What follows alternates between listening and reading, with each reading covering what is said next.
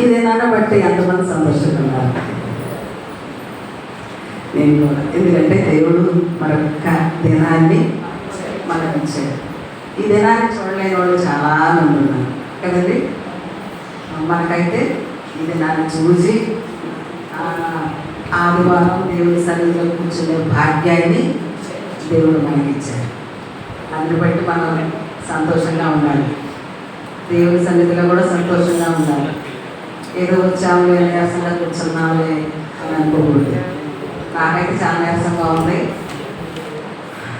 ఎందుకంటే పొద్దున్నే పెద్ద వాంతి అయిపోయింది. నాకు గుర్తంతా పండగ ఉంది. అయినా సరే ప్రభు వెళ్ళే శక్తిని ఉందయ్యా. మరి మీ బిడ్డల ఆశతో మరి మందిరానికి వస్తారు. మరి వారితో మరి ఈ మాటలు మాట్లాడాలి కదా అని చెప్పేసి ప్రార్థన చేస్తున్నాం. అందులో వచ్చినప్పుడు ప్రార్థన చేస్తున్నాం.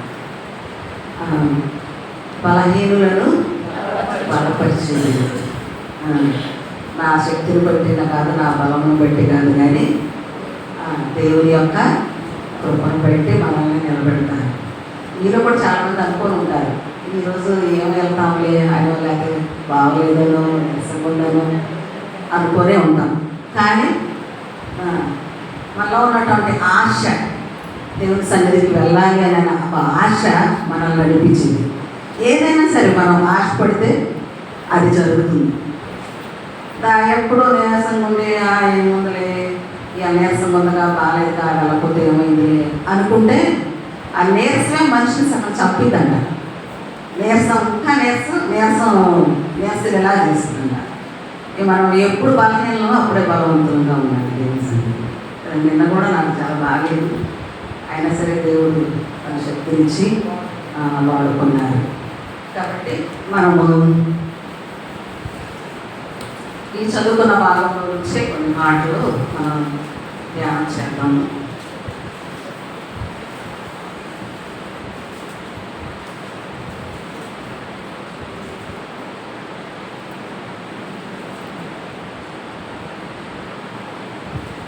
మనం ఫస్ట్ చూసినట్లయితే యెహోవాను స్తుతించుట మంచిది.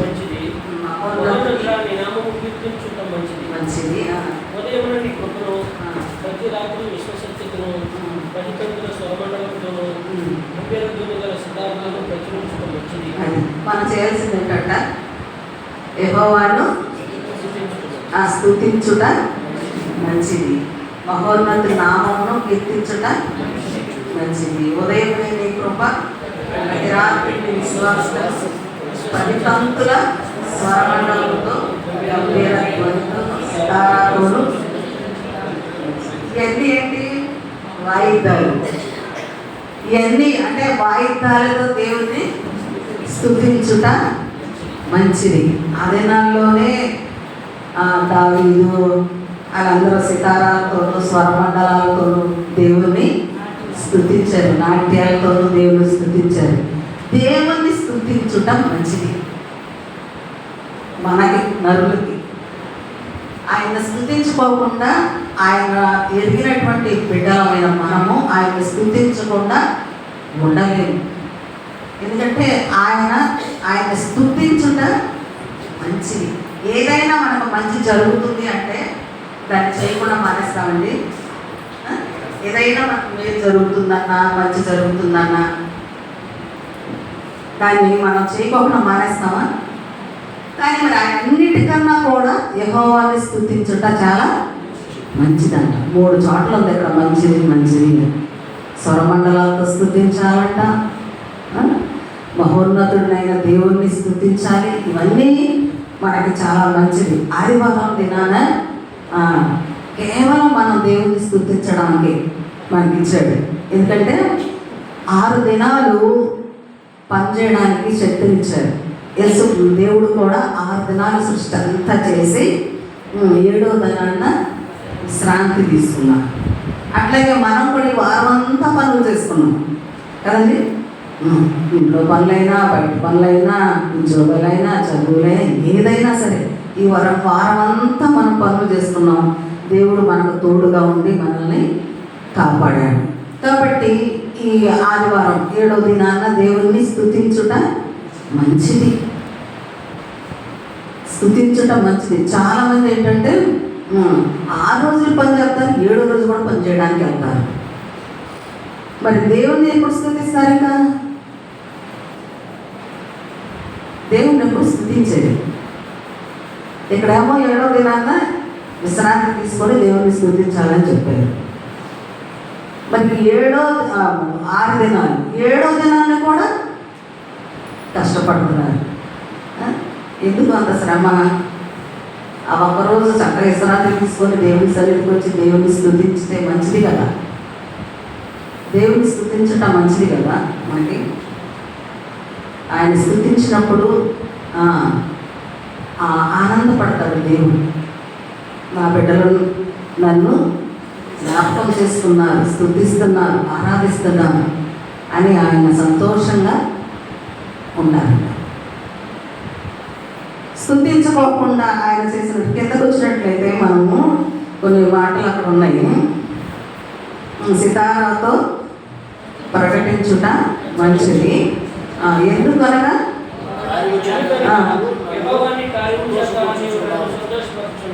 అది ఎందుకు స్తుతించాలి? మళ్ళీ ఇక్కడ ఎందుకు స్తుతించాలంటే యెహోవా నీ కార్యముల చేత నన్ను సంతోషపరుస్తున్నావు. ఆయన కార్యాల చేత మనల్ని ఏం చేస్తున్నారు? సంతోషపరుస్తున్నారు కదండి.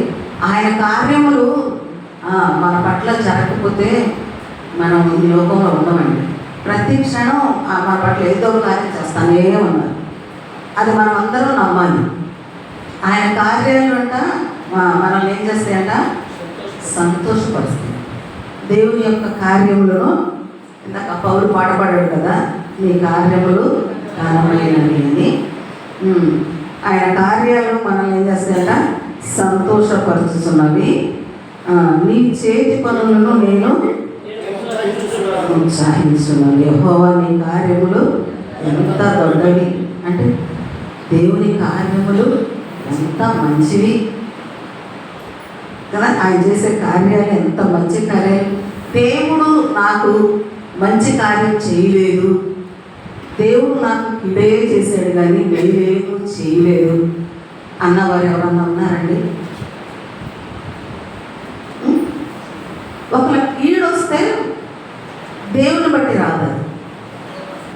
అది మనం చేసే కార్యాలు బట్టి, మనం చేసే పనులను బట్టి, మన పాపాన్ని బట్టి కీడు వస్తుంది. కానీ వాడు కీడులో పడతాడు. మన హృదయాన్ని కఠినపరుచుకుంటే కీడులో పడతాం. కానీ దేవుడు ఎప్పుడు ఎవరికి కీడు చేయడు. అది దేవుడు నమ్మిన వాళ్ళైనా నమ్మకపోయిన వాళ్ళైనా. నేను చెప్పుకున్నాను, అందరూ దేవుని యొక్క సృష్టిలో భాగమే. దేవుడు సృష్టించగా ఈ లోకానికి మనము వచ్చాము కదండి. ఆయన ఆలోచనలు ఎంత గంభీరములు, యెహోవా కార్యములు ఎంత దొడ్డవి, ఎంత మంచివి. ఆయన ఆలోచనలు ఎంత అతి భీకరములు అంట. అయితే వీటిని ఎవరు? పశుప్రాయులు అంట. వాటిని గ్రహించరంట. పశుప్రాయులు అంటే పశువులాగా ప్రవర్తించేవారు. ఎందుకు పెట్టారు ఈ పేరు? దేవుడు కదా.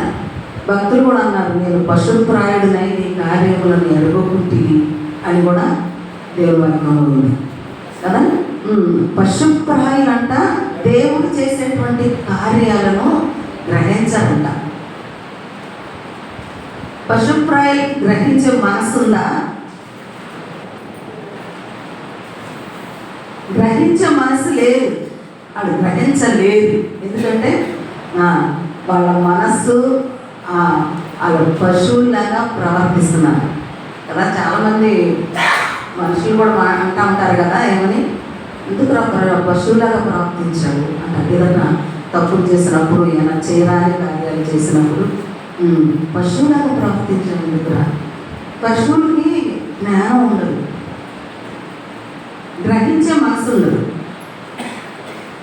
మనుషులకు ఉన్నంత తెలివితేటలు ఉండదు, మనుషులకు ఉన్నంత జ్ఞానం ఉండదు. ఉంటుంది జ్ఞానం ఏంటంటే వాటిని కాపాడుకోవడానికి జ్ఞానం ఉంటుంది. ఇప్పుడు ఒక పెద్ద గుంట వచ్చిందనుకో, ఆ గుంటలో పట్టడానికి వెళ్తాయా? ఎల్లో, ఎందుకంటే పక్కన గుంటలని పడిపోతానేమోనని తెలుసు. అలాంటి జ్ఞానం, తను కాపాడుకునే జ్ఞానం ఉంది. కానీ దేవుని యొక్క కార్యాలలో మంచి కార్యాలను గ్రహించేటువంటి జ్ఞానం వాటికి లేదు. అందుకనే మనుషులు కూడా అలాంటి కార్యాలను, మంచి కార్యాలను, దేవుడు చేసే కార్యాలను గ్రహించలేకపోతున్నారు. కాబట్టి వారికి పశుప్రాయులు అని పేరు పెట్టారు. పశుప్రాయులు వాటిని గ్రహింపరు, అవివేకులు వివేచింపరు. అవివేకముగా ప్రవర్తించే వారికి కూడా దేవుడి కార్యాలు అర్థం కాదు. జ్ఞానం కలిగి ఉన్న వారికి దేవుడి కార్యాలు అర్థమవుతాయి. అవివేకులు అవి యోచింపరండి, వివేచింపరండి, వాటిని గ్రహించరు, తెలుసుకోరు. అది వారు నిత్య నాశనము నొందుటకే కదా. నిత్య నాశనానికి ఎందుకు గ్రహించలేకపోతున్నారు? గ్రహించుకున్నట్లయితే వాళ్ళు మంచిలో నడుస్తారు. గ్రహించట్లేదు కాబట్టి, వివేచించట్లేదు కాబట్టి వారు నిత్య నాశనానికే వెళ్తారు. భక్తిహీనులు కూడా గడ్డి వల్లే చిగురుస్తారు, చెడు పనులు చేయవారందరూ పుష్పిస్తారు. యెహోవా నీవే, అది చెడు పనులు చేసేవారు కూడా ఏం చేస్తారంట? చిగురిస్తారంట, పుష్పిస్తారు.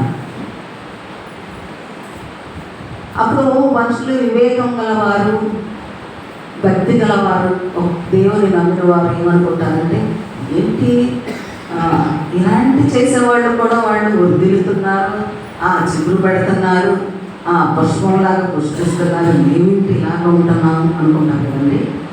అవి ఎందుకు? నిత్య నాశనానికే కానీ అవి దేనికి రావు. యెహోవా నీవే నిత్యము మహోన్నతునిగా ఉండు.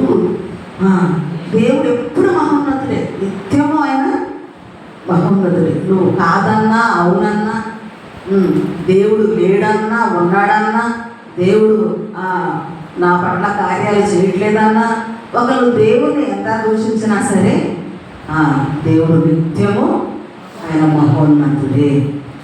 అది ఎవరు కాదంటానికి, భూమి మీద ఏ మనుష్యుడు కూడా దాన్ని కాదంటానికి వీలు లేదు.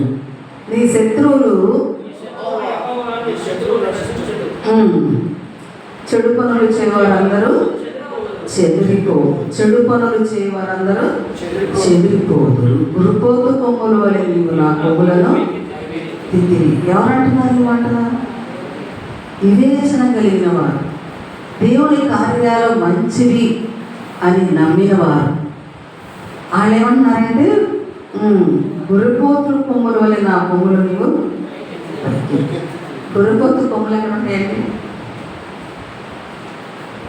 గురుపోతు కొమ్ములు తెలియదు ఎక్కడ ఉంటాయా? పైన ఇక్కడ ఉంటాయి కదండి, పైన ఉంటాయంట.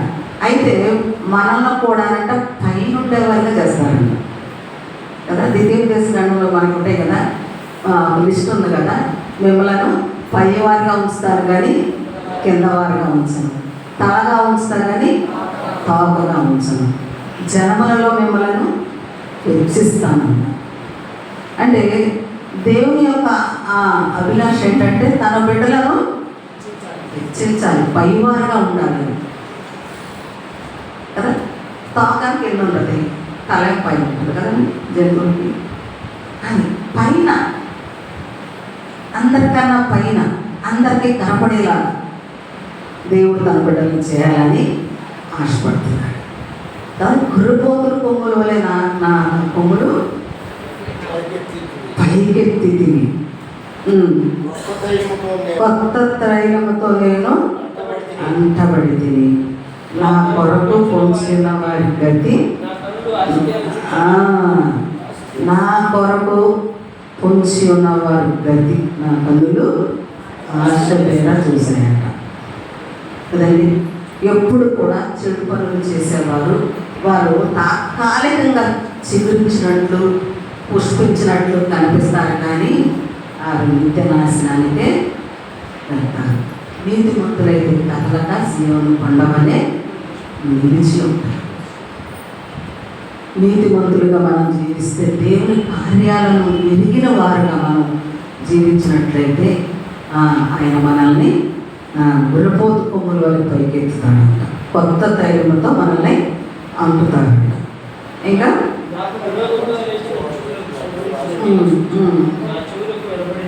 నాకు విరోధముగా లేచిన దుష్టులకు సంభవించినది నా చెవులకు వినబడేది కదా. చాలామంది దుష్టత్వంతో ఉండి వారికి ఎలాంటి దుష్టత్వం సంభవించిందో నీతిమంతులు వింటారంట. నీతిమంతులు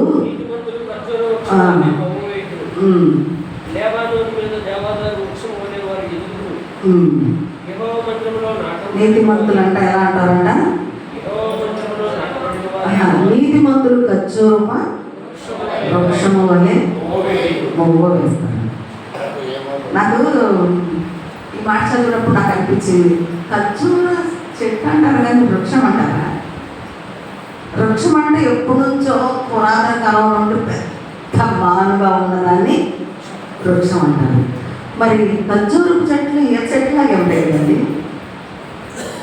కదా, ఈత చెట్టులాగే ఉంటాయి. చూడలేదు ఇప్పుడు ఏ చెట్టులాగే ఉంటాయి, కాయలు కూడా ఈతకాయలాగే ఉంటాయి, కాకపోతే దాని సైజు చాలా పెద్దగా ఉంది. మరి దాన్ని వృక్షం అన్నాడంటే బైబిల్ గ్రంథంలో వృక్షం అని ఎందుకు సంబోధించబడింది?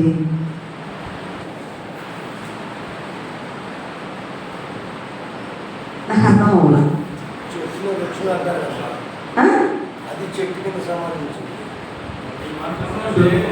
అంటే నీతిమంతులు చెట్టు వలే కాకుండా, ఖర్జూరు చెట్టు వలే కాకుండా వృక్షం వలే ఉంటారు. అంటే వృక్షం లాగా పోల్చారు దేవుడు. ఆ చిన్నదాన్ని చిన్నగా చెప్పడం దేవుడికి ఇష్టం లేక వృక్షంలాగా దేవుడు దాన్ని పోల్చాక అది మొమ్మ వేస్తాడ కదా. తాటి చెట్లైనా ఈత చెట్లైనా అది నెలకి ఒక ఆకేస్తూ ఉంటుంది, అంటే మొవ్వలు వేస్తూ ఉంటాయి అన్నమాట. అట్లా నీతిమంతులు అంటే అట్ట ఖర్జూరపు వృక్షం వలె మొవ్వ వేస్తారంట. లెబనోను మీద దేవదారు వృక్షం వలె. ఇది మళ్ళీ దేవదారు వృక్షాన్ని వృక్షం అని అనవచ్చు. అది వృక్షమే, వృక్షం వలె ఎదుగుతారంట. యెహోవా మందిరములో నాటబడిన వారై వారు మన దేవుని ఆవరణములో వర్ధిల్లుతారు. వర్ధిల్లాలి. ప్రతి మానవుడు కూడా వర్ధిల్లాలనే దేవుని యొక్క ఆశ. ఎవ్వరూ అంటే తక్కువ వారు గాను, భిక్షగాళ్ళు గాను, దరిద్రులు గాను ఉంటాం, తన బిడ్డలు ఉండడం తనకి ఇష్టం ఉండదు. వర్ధిల్లాలి. దేవుని మందిరంలో నాటబడిన వారై వర్ధిల్లాలి, నాటబడాలి. దేవుని మందిరానికి వస్తున్నామంటే నాటబడాలి. ఏదో పై నుంచి వెళ్ళిపోవటం కాదు. పై నుంచి వెళ్ళిపోతే నువ్వు వర్ధిల్లవు. నాటబడాలి. మన ఏరు లోపలికి అన్నాలి. అంటే మందిరంలో స్థిరంగా పునాది వేసుకోవాలి. సంఘంలో స్థిరమైనటువంటి పునాది వేసుకోవాలి.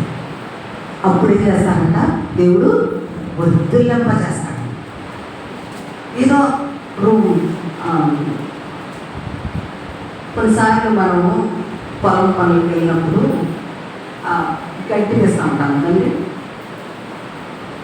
మీకు తెలియదేమో, నేను కూడా వెళ్ళాను, నాకు కూడా తెలుసు.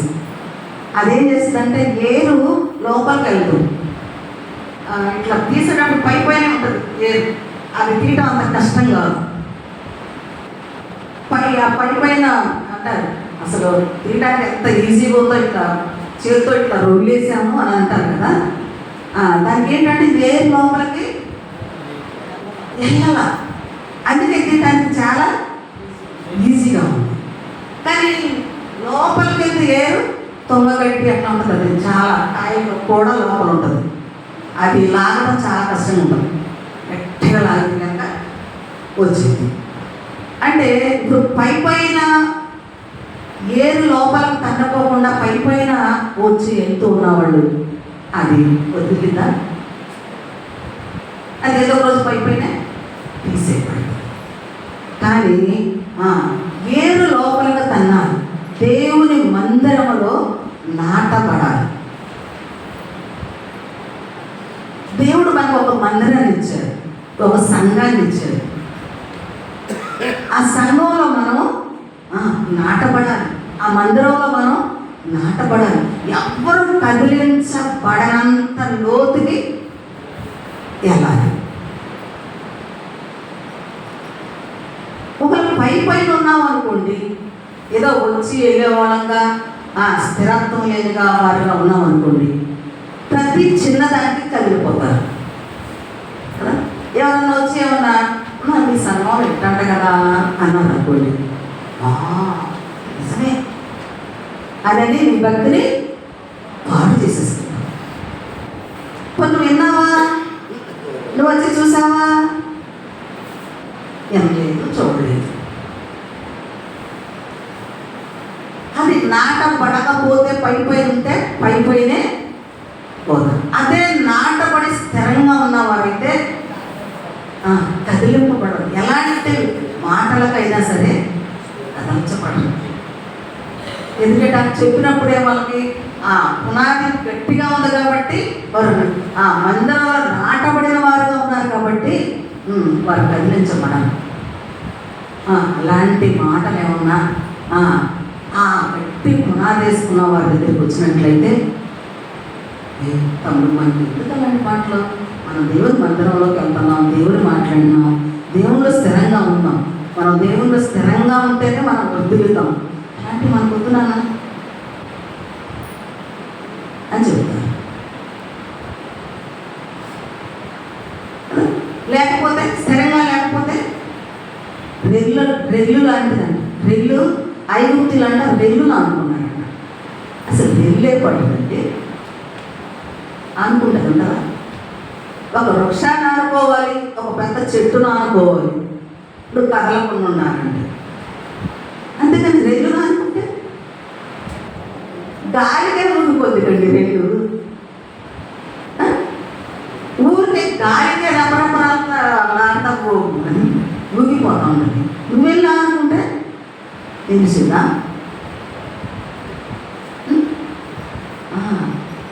ఊగిపోయానంట, రెల్లును ఆనుకున్నారంట. కాబట్టి ఐగుప్తులంట రెల్లు లాంటి వాడు, ఊగిపోయే వాళ్ళని ఆనుకున్నారంట ఇజ్రాయేలీయులు.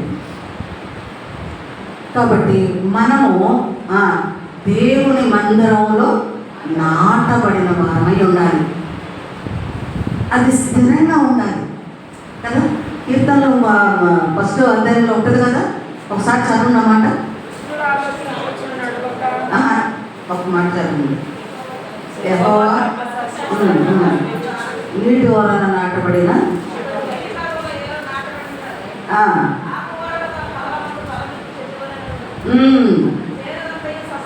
అది నీటి కాలువ యోరున ఉన్న చెట్టుకి ఎప్పుడు వెట్టదగలంట. ఎప్పుడు అది నాటబడింది ఎక్కడ? నీటి కాలువల యోరున, ఒడ్డున, నీటి కాలువల ఒడ్డు నాటబడింది కాబట్టి దానికి ఎప్పుడు ఎట్టదగలంట. తర్వాత ఆపు వాడదంట. తన కాలం వచ్చినప్పుడు ఖచ్చితంగా నాటబడాలి. దేవుని మందిరంలో మనము నాటబడాలి. అప్పుడే మనం స్థిరంగా ఉంటాము, అప్పుడే మన భక్తి స్థిరంగా ఉంటుంది, అప్పుడే మనం దేవుని దృష్టిగా ఉంటాం. మనం దేవుని దృష్టిలో ఇష్టలుగా ఉన్నప్పుడు దేవుడు మనల్ని వర్ధిల్లింపజేస్తాడు. దేవుడికి ఇష్టలుగా ఉన్నప్పుడు మనల్ని వర్ధిల్లింపజేస్తాడు. వర్ధిల్లాలంటే ఏం చేయాలి? నాటపడాలి, స్థిరంగా ఉండాలి. స్థిరంగా లేకపోతే ఒక చెట్టు వేసిన తర్వాత కొన్ని రోజులు ఎండిపోయింది అనుకోండి, ఆ చెట్టు వల్ల ఏమైనా బలాలు వస్తాయా? అదే లోపలికి తన ఏరు తన్ని లోపలికి వెళ్ళి పెరిగింది అనుకోండి, బలాలు వస్తాయి. వర్ధిల్లిద్ది కదా, దాని బలాలన్నీ మనం కోసుకుంటాం. అది కాయకపోతే ఎంత బాధపడతాం కదా. నేను ఒక చెట్టు వేసాను అనుకోండి, ఎన్ని సంవత్సరాలు ఉన్నా సరే అది కాయకుండా అలాగే ఉందనుకో, దాన్ని చూసి సంతోషిస్తామండి? సంతోషిస్తామా?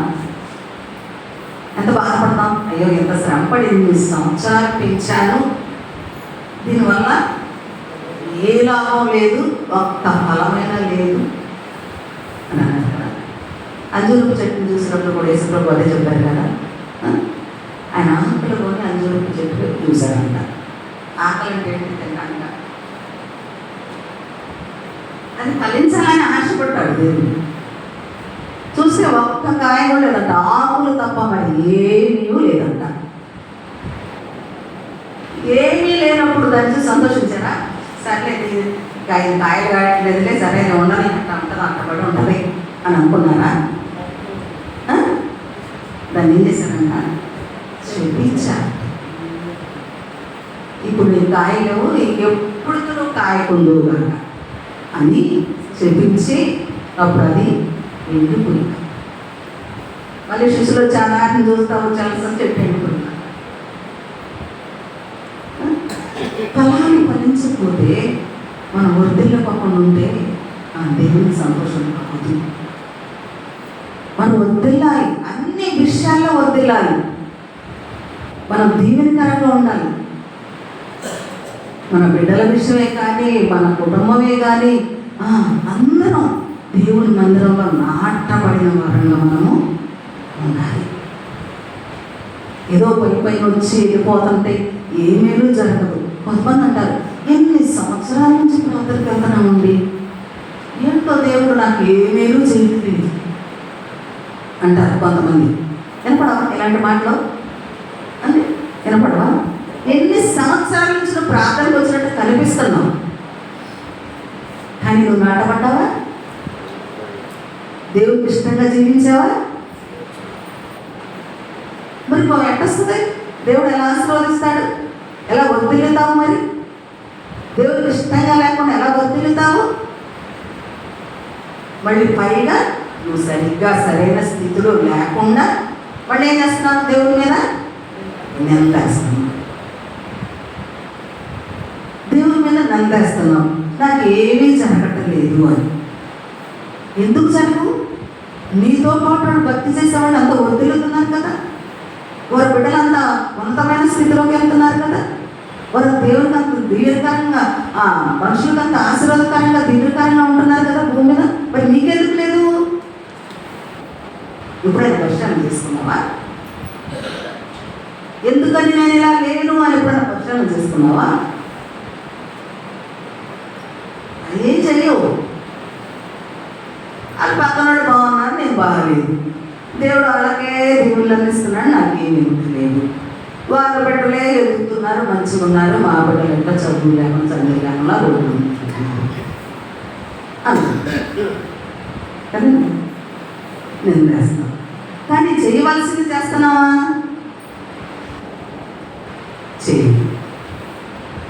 చేయకుండా దేవుని మీద నేను చేసే వారంగా మనం ఉంటున్నాము. అలా ఉండొద్దు. నాటపడాలి, దేవుని మందిరంలో నాటపడాలి మనం. అప్పుడు దేవుడు మనల్ని వర్ధిల్లింపజేస్తాడు.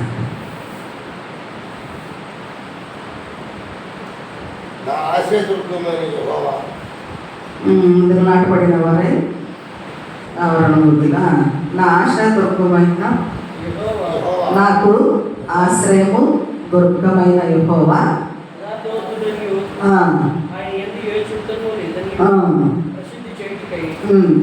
వారు ముసలితనమందు ఎంత చిగురు పెట్టుచుండును, సాగు కలిగి అది ఏం చెప్పడానికంట?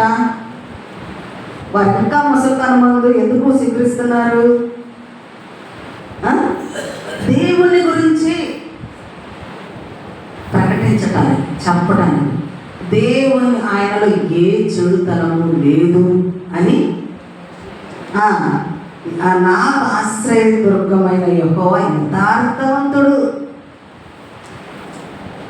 ఆయన మాట తప్పనివాడు, యథార్థంగా ప్రవర్తించేవాడు అని, ఆయన యందు ఏ చెడుతనము లేదని ప్రసిద్ధి చేయుటకై వారు ఏం చెప్పడానికంట వీళ్ళు ముసలితనం స్వీకరిస్తున్నారు?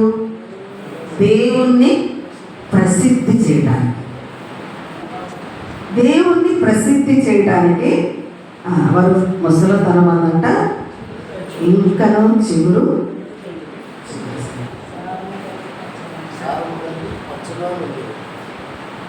సారం కలిగి పచ్చగా ఉంటారంట. దేవుని గురించి ప్రకటించడానికి వాళ్ళు చిగురిస్తున్నారంట కదండి. మరి మనము దేవుని గురించి ప్రసిద్ధి చేయడానికి ఇంకా మనకు ఆయుష్ ఇచ్చి ఆరోగ్యం ఇచ్చి మనం ముసలితనం అంతా కూడా మనకి ఆయన ఏమిస్తున్నారు? సారం ఇస్తున్నారంట. ఇంకా చిగురు పెడుతున్నారంట. అంటే చిగురు పెట్టడం అంటే ఏంటి? మనల్ని ఆరోగ్యం ఇచ్చి, మనకి ఆయుష్నిచ్చి, శక్తినిచ్చి మనల్ని ఉంచుతున్నారు. ఎందుకంటే ఆయన నామాన్ని ప్రసిద్ధి చేయడానికి. యెహోవా నీతిమంతుడని, యథార్థవంతుడని, ఆయనలో ఏ చెడుతనం లేదమ్మా, మీరు దేవుడిని నమ్ముకోండి అని చెప్పడం కోసం.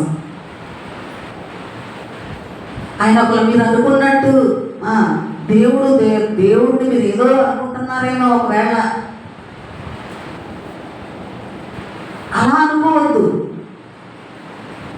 ఆయన యథార్థవంతుడంట, ఏ చెడుతనము లేదని ప్రసిద్ధి చేయాలంట. ఆయన చెడుతనము లేనివాడు, ఆయన నీతిమంతుడు, యథార్థవంతుడు, పరిశుద్ధుడు, మన కోసం ప్రాణం పెట్టినటువంటి దేవుడు అని మనం ఆయన గురించి ప్రకటించాలంట. అందుకు మనకి ముసలితనంలో కూడా ఆరోగ్యం ఇస్తున్నారు, ఆయుష్ పొడిగిస్తున్నారు, శక్తిని ఇస్తున్నారు. చక్కగా నీటి ఓరన నాటబడిన చెట్టులాగా ఎప్పుడు మనం చిగురిస్తూ ఉంటున్నామంటే ఏంటి? ఎందుకు బ్రతికిస్తున్నాడు దేవుడు? సారం ఇచ్చి ఎందుకు బ్రతికిస్తున్నాడు? సారం లేకపోతే చెట్టు ఏమైపోద్దండి? చనిపోతుంది, ఎండిపోతుంది. సారం కలిగి ఉంటే పచ్చగా ఉంటుంది. మనల్ని కూడా పచ్చగా బ్రతికిస్తున్నాడు మనం.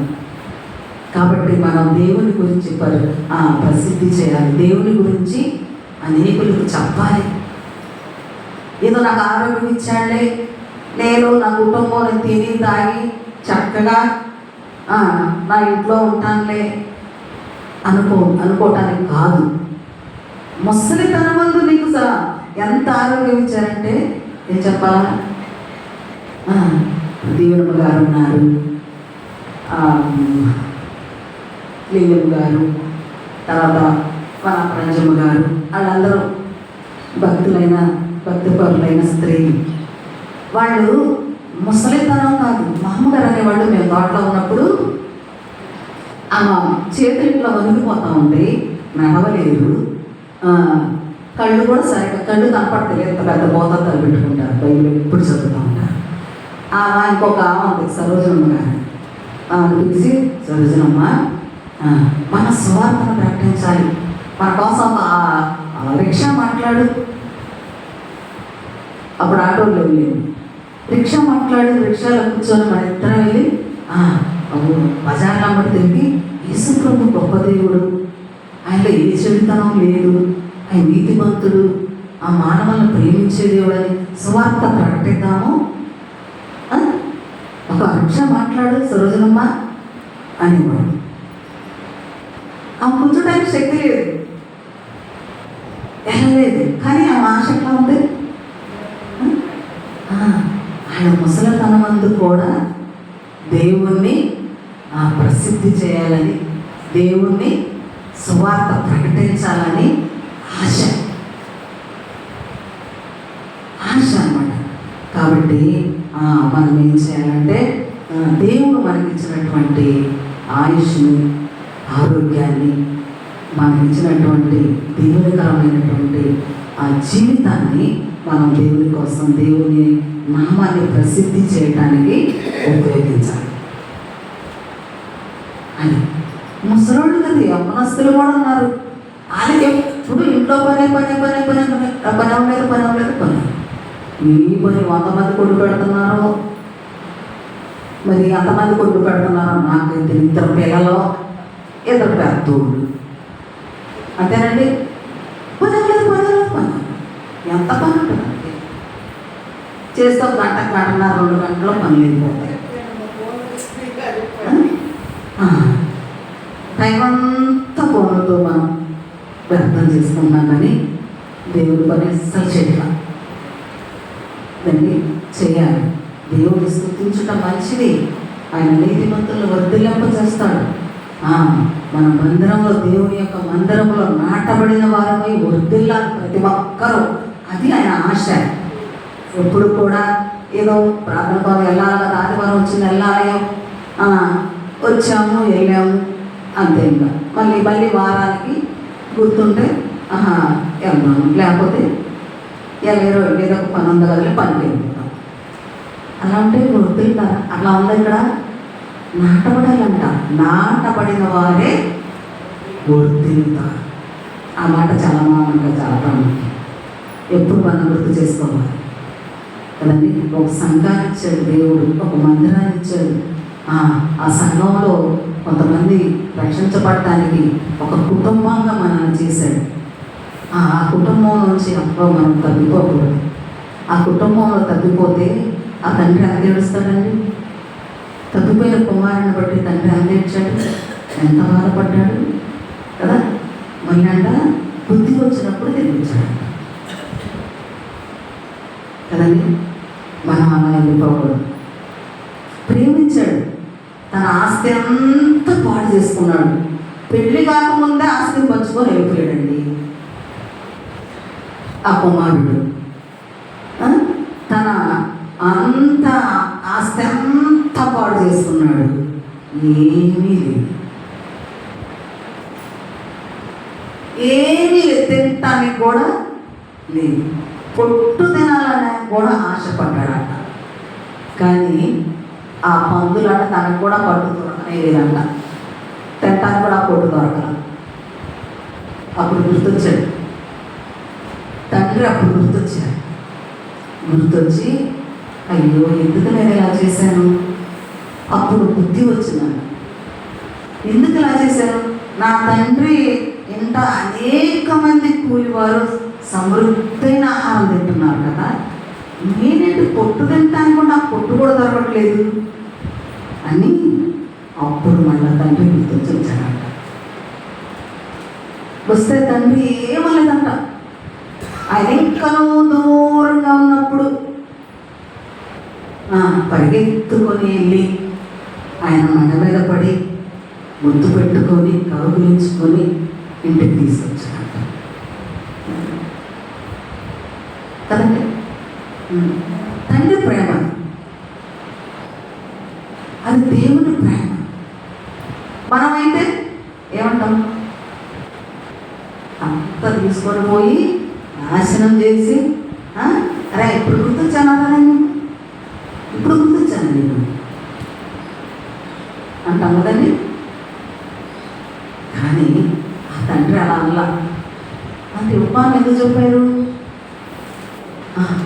సంఘంలో నుంచి ఎవరన్నా వెళ్ళిపోతే అంత బాధపడతారు తండ్రి. మళ్ళీ వాళ్ళ కోసం ప్రార్థన చేసి ప్రయాసపడి వారు మరలా తిరిగి వచ్చినప్పుడు దేవుడు తండ్రి దేవుని దగ్గరికి మరలా తప్పిపోయి మళ్ళీ తిరిగి వచ్చినప్పుడు ఆ తండ్రి అంట కౌగులించుకుంటారంట. కౌగిలించుకొని ముద్దు పెట్టుకొని విందు చేస్తారు. అది తండ్రి ప్రేమ కదండి. సంఘంలో సంఘం అంటే ఊరికనే లేదు. సంఘం చాలా, సంఘ ప్రార్థన చాలా అవసరం. మన జూన్ మాసంలో నెల రోజులు ఎలా ప్రార్థన చేశాము, ఎంతమంది కొరకు ప్రార్థన చేశాము, ఎన్ని అంశాలు పెట్టి ప్రార్థన చేశాము. అంటే మనకు ఒక సంఘం ఉంది కాబట్టే కదా అందరి గురించి ప్రార్థన చేశాం. మనందరూ ఒక సంఘంలో కూడుకుంటున్నాం కాబట్టే కదా అందరి అవసరతలను బట్టి దేవుని సన్నిధిలో మొరపెట్టుకున్నాం. మరి సంఘమే లేకపోతే మొరపెట్టేవాళ్ళు ఎవరు కదండి. అందుకే ప్రతి క్రైస్తవునికి ఒక సంఘం కావాలి. ప్రతి క్రైస్తవునికి సంఘం కావాలి. కొంతమంది అంటారు, మేము మా ప్రార్థన కావట్లేదు ఏంటమ్మా అంటే, మేము టీవీలో వాక్యం వింటున్నామండి అంటారు. ఒక టీవీలో వాక్యం ఉంటే విన్నామేమో వినము. సరే, నీకు సంతోషం వచ్చింది, నీకు కష్టం వచ్చింది, టీవీలో విన్న తర్వాత ఆ పాస్టర్ గారు వచ్చి నీకు ప్రార్థన చేస్తారా? ఎవరి దగ్గర పరిగెత్తుకుని రావాలా? సంఘంలో ఉన్న పాస్టర్ గారి దగ్గరికి కదా రావాలి. ఇప్పుడు మన సంఘంలో ఎవరికైనా ఏదైనా బాగోలేదు అనుకోండి, వచ్చి ఏం చెప్తారు, అయ్యా కొంచెం నా బాగాలేదయ్యా, నా కోసం ప్రార్థన చేయండి. లేకపోతే మా పిల్లడు బాగాలేదయ్యా, లేదా నాకు జ్వరం వచ్చిందయ్యా, మా ఆర్థిక పరిస్థితులయ్యా. ప్రతి ఇబ్బందులు చెప్పుకోవటానికి మనకు ఒక సంఘం కాపరి కావాలి, ఒక సంఘం కావాలి. ఆ సంఘం ఇప్పుడు నీకు చదువుకున్నాం, ఏడ్చే వారితో ఏడవాలంట, సంతోషించే వారితో సంతోషించాలండి. అంటే సంఘంలో ఏడుపులు ఉంటాయి, సంతోషం ఉంటాయి. ఇప్పుడు నీకు బాధ వచ్చి నువ్వు ఏడ్చుకుంటూ కూర్చుంటే సంఘంలో కూడా అందరూ వచ్చి ఓదార్చి ప్రార్థన చేసి నీతో కూడా దుఃఖపడతారు. నీ సంతోషం వచ్చింది అనుకోండి, నీ సంతోషం వచ్చి సంఘంలో పెద్ద పార్టీ చేయాలనుకున్నాం అనుకోండి, మరి నీ పార్టీని అనుభవించేవాడు తినేవాడు కావాలిగా. మరి సంఘంలో ఎవరు పెడతావు? నీ పిల్లడు పుట్టినరోజు వచ్చింది, నీ పిల్లడు ఇచ్చే చాక్లెట్ తినడానికి సంఘం కావాలిగా. నీకు సంతోషం వస్తే సంతోషాన్ని పంచుకోవడానికి సంఘం కావాలి కదా. దుఃఖం వచ్చినా దుఃఖాన్ని పంచుకోవడానికి సంఘం కావాలి కదా. మరి నువ్వు ఈ సంఘం లేకోకుండా వేరుగా ఉండి నేను వాక్యం టీవీలో వింటున్నానులే, అక్కడే వింటున్నాను, ఎక్కడ వింటున్నాను అంటే అక్కడే ఉంటావు. నీ సంతోషాన్ని చెప్పుకోవడానికి ఎవరు ఉండరు, నీ దుఃఖాన్ని పంచుకోవడానికి ఎవరు. కాబట్టి మనకు సంతోషం వచ్చినా దుఃఖం వచ్చినా మనకి ఏ కష్టం వచ్చినా మన సంఘం ఉండాలి. సంఘ ప్రార్థన ఎంతో గొప్ప కార్యాలు చేస్తుంది. అది ఏడ్చేవాడితో నడవాలి. అది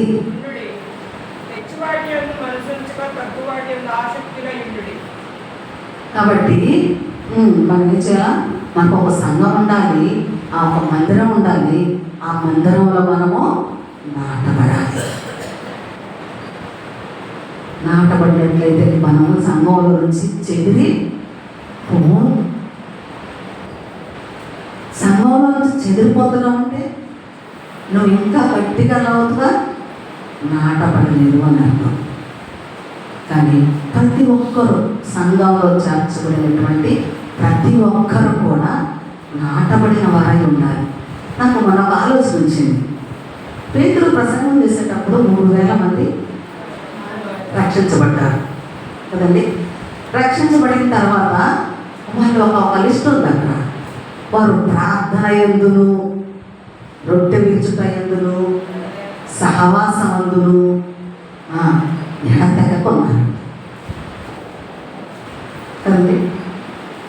మనం ఎంతమంది ఉన్నామండి సంఘం? ఇక్కడ ఒక 50 మంది ఉన్నాం, లేకపోతే 60 మంది ఉన్నాం.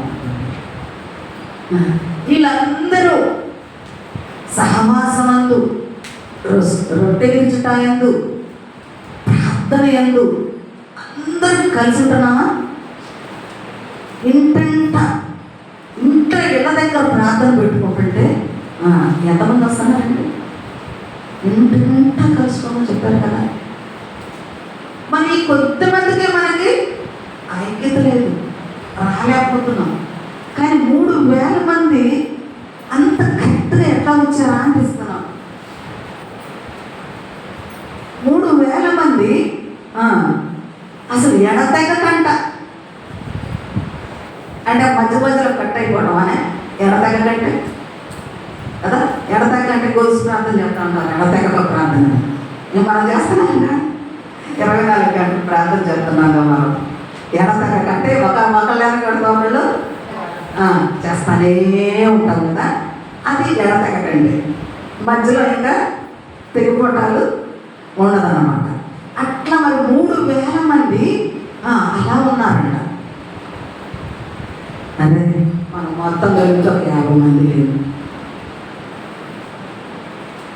ఇంత కట్టడిగా ఒకే తాట మీద నడిచేవాళ్ళంగా ఉన్నామా? మనం ఉన్నామా?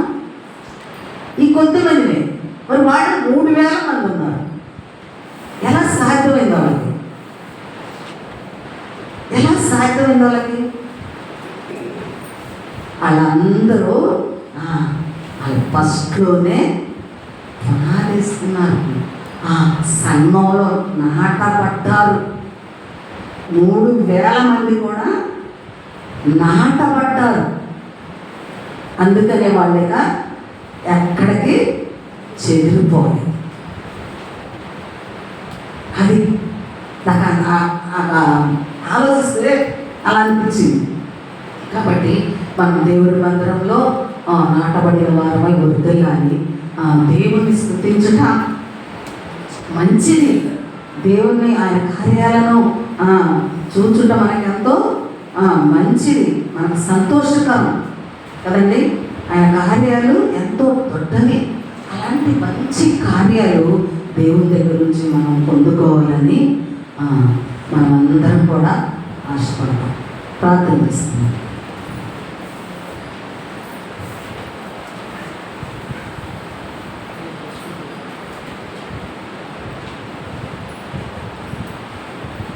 ప్రార్థన చేసుకుందామండి. ఉన్న వాక్యాన్ని బట్టి ఒక 2 నిమిషాలు ప్రార్థన చేసుకుందాము.